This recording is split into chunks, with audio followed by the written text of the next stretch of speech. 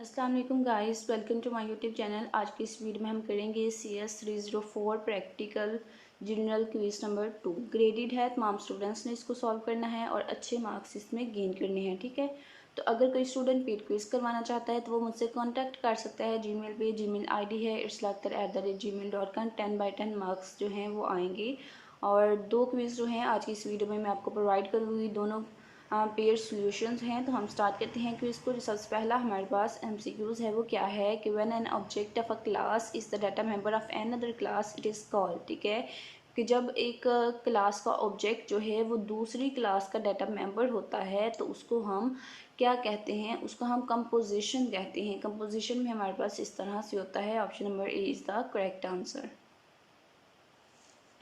Next चलते हैं, क्या है कि which of the following is इंजर्शन operator. ठीक है, कि हमने बताना है इंजर्शन ऑपरेटर कौन सा है। तो ये हमारे पास इंजर्शन ऑपरेटर है और ये हमारे इंजर्शन ऑपरेटर से हम इनपुट देते हैं और ये एक्सट्रैक्शन ऑपरेटर है जिससे हम आउटपुट लेते हैं।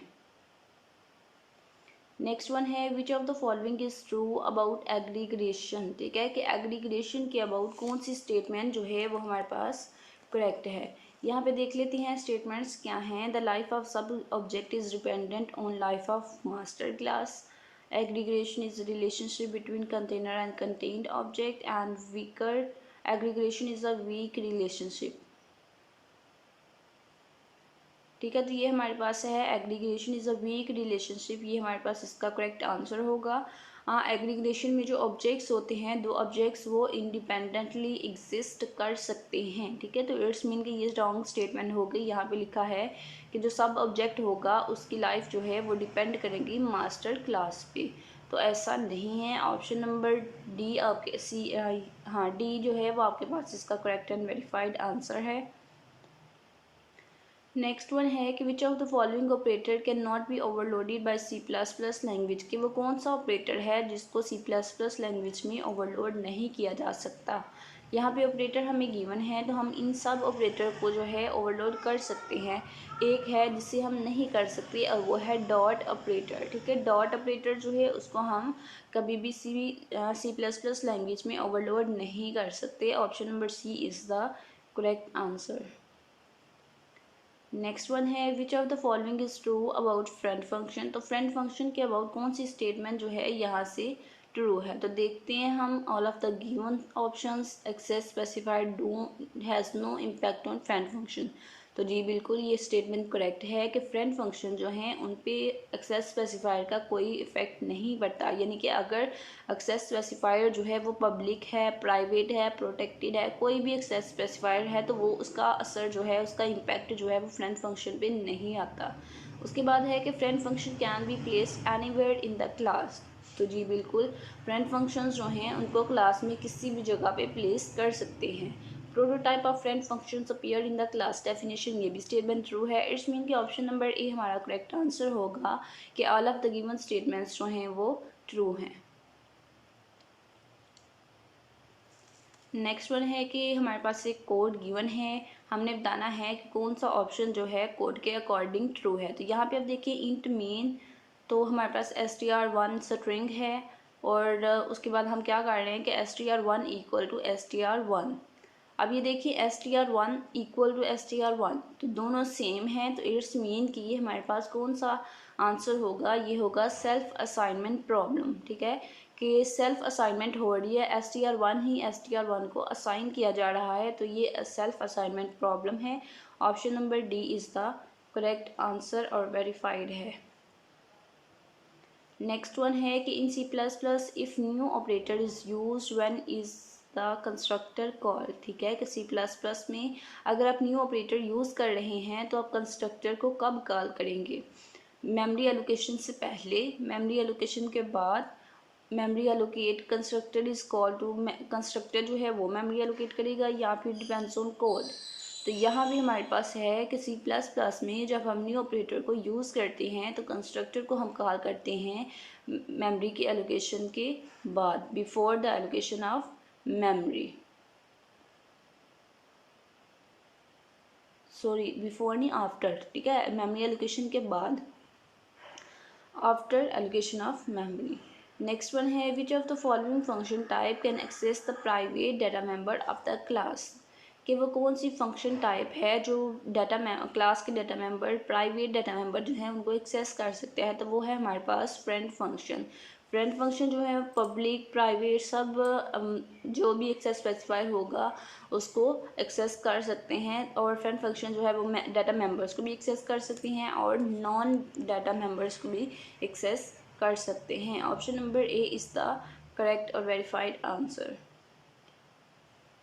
नेक्स्ट वन है कि which of the following is use to get data from the console, यानी कि अगर आपने कंसोल से डाटा गेट करना है यानी कि डाटा प्रिंट करवाना है तो आप कौन सी स्ट्रिंग जो है यहाँ पे यूज़ करेंगे, कौन सा ऑपरेटर यूज़ करेंगे। तो यहाँ पे हमारे पास है स्ट्रीम इंसर्शन ऑपरेटर, तो ये हम यूज़ करेंगे जब हम इनपुट देंगे, ठीक है।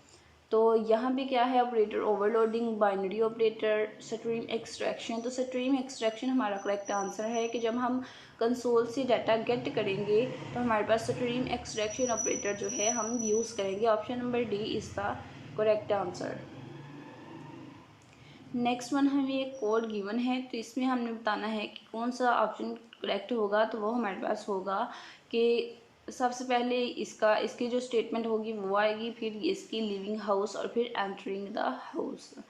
तो होपफुली वीडियो जो है वो आपके लिए हेल्पफुल रही होगी। सेकेंड सोल्यूशन जो है वो स्टार्ट करते हैं। अगर आप पेड क्विज करवाना चाहते हैं तो आप मुझसे कांटेक्ट कर सकते हैं जीमेल पे। जीमेल आईडी है irsla@gmail.com। स्टार्ट करते हैं सेकेंड सोल्यूशन को।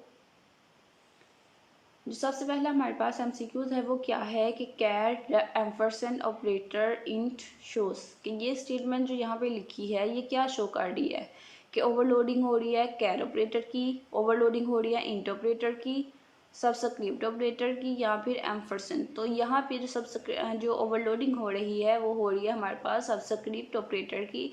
तो ऑप्शन नंबर सी जो है वो आपके पास इसका करेक्ट एंड वेरीफाइड आंसर होगा। नेक्स्ट चलते हैं। While operator overloading, the binary operator is always called with the reference to the dash, ठीक है। कि जब ऑपरेटर ओवरलोडिंग कर रहे होते हैं तो बाइनरी ऑपरेटर जो है वो ऑलवेज उसको कॉल किया जाता है किसके रेफरेंस से, ठीक है। जब हम ऑपरेटर ओवरलोडिंग करते हैं बाइनरी ऑपरेटर को हम कॉल करते हैं with the reference of left hand argument. Option number C is the correct and verified answer. Next one है what is the purpose of new operator. तो न्यू ऑपरेटर का क्या पर्पज़ है वो हमने बताना है। तो न्यू ऑपरेटर का पर्पज़ है कि allocate memory for an object और array and returns a particular pointer. Option number B is the correct और वेरीफाइड आंसर। नेक्स्ट चलते हैं which of the following operator can not be overloaded by C++ language, ठीक है। कि कौन सा operator जो है वो C++ लैंग्वेज में ओवरलोड नहीं किया जा सकता। तो अगेन डॉट ऑपरेटर जो है उसको हम ओवरलोड नहीं कर सकते। Option number C is the correct answer. Next one हमें एक प्रोग्राम गिवन है, प्रोग्राम की आउटपुट हमने बतानी है। तो आउटपुट हमारे पास क्या आएगी कि सबसे पहले आपके पास क्या है कि यहाँ पे x और y है और x 0 है, y की वैल्यू 10 है, ठीक है। उसके बाद हमारे पास z और w है। तो अब यहाँ पे आपने याद रखना है x 0 है और y 10 है। नेक्स्ट चलते हैं। यहाँ पे हमारे पास z जो है वो 20 है, w इक्वल है y प्लस z। तो अब y क्या था हमारे पास 10, तो 20 जी क्या है 20, 10 प्लस 20 30। तो सी आउट हम प्रिंट किसको कर रहे हैं w को। तो यहाँ पे हमारे पास आंसर जो आएगा वो आएगा 30। 10 प्लस 20 30, तो w की वैल्यू 30 होगी, w प्रिंट करवाया वैल्यू 30 जो है वो प्रिंट हो गई। नेक्स्ट वन है which of the following concept compromised by using friend function की, ठीक है। कि अगर आप अपने कोड में फ्रेंड फंक्शंस को यूज़ कर रहे हैं तो आप किस कॉन्सेप्ट के साथ कंप्रोमाइज़ कर रहे हैं। तो वो हमारे पास होगा इनकैप्सुलेशन। इनकैप्सुलेशन में हम इंफॉर्मेशन को हाइड कर लेते हैं ताकि बाहर से कोई एक्सेस ना कर सके, ठीक है। लेकिन फ्रेंड फंक्शन जो हैं वो बाहर से हाई डाटा को भी एक्सेस कर सकते हैं। इट्स मीन कि इनकैप्सुलेशन जो है वो कंप्रोमाइज़ हो गई। नेक्स्ट में चलते हैं। Dash is the operator that can not be overloaded, कि वो कौन सा ऑपरेटर है जिसको हम ओवरलोड नहीं कर सकते, ठीक है। तो पहले हमारे पास आ रहा था डॉट ऑपरेटर, लेकिन यहाँ पे अब डॉट ऑपरेटर नहीं है। तो हम बताएंगे कि इनमें से कौन सा ऑपरेटर है जो ओवरलोड नहीं किया जा सकता। तो वो है हमारे पास option number A. Option number A जो है इसको हम ओवरलोड नहीं कर सकते। नेक्स्ट वन है कि subscript operator is overloaded as a member function of a class and there will be only one parameter with dash data type. तो यहाँ पे हमने डाटा टाइप बतानी है, तो हमने पीछे सबस्क्रिप्ट ऑपरेटर वाला एमसीक्यूज भी देखा था, उसमें जो हमारे पास गिवन था वो कौन सी डाटा टाइप थी, वो थी हमारे पास कैर, यानी कि option number D is the correct and verified answer, कैर। नेक्स्ट वन है consider the following statement and what is the best statement about this line of code, कि इस लाइन ऑफ कोड को अपने, ये देखिए यहाँ पे अगेन जो है ये पीछे वाला एमसीक्यूज हमारा इससे क्लियर हो जाएगा। ये हमारे पास सबस्क्रिप्ट ऑपरेटर की लाइन गिवन है, तो इसमें डाटा टाइप क्या है, कैर, तो हमारा पीछे आंसर क्या था, कैर। अब इस लाइन की बात कर लेते हैं। यहाँ पे क्या पूछा गया है कि ये जो कोड आपको गिवन है ये किसको बेस्ट डिस्क्राइब कर रहा है, तो यहाँ पे हमारे पास है कि ये बेस्ट डिस्क्राइब कर रहा है किसको, ओवरलोडिंग ऑफ सबस्क्रिप्ट ऑपरेटर को, ओवरलोडिंग ऑफ सबस्क्रिप्ट ऑपरेटर को। Option number A is the correct and verified answer.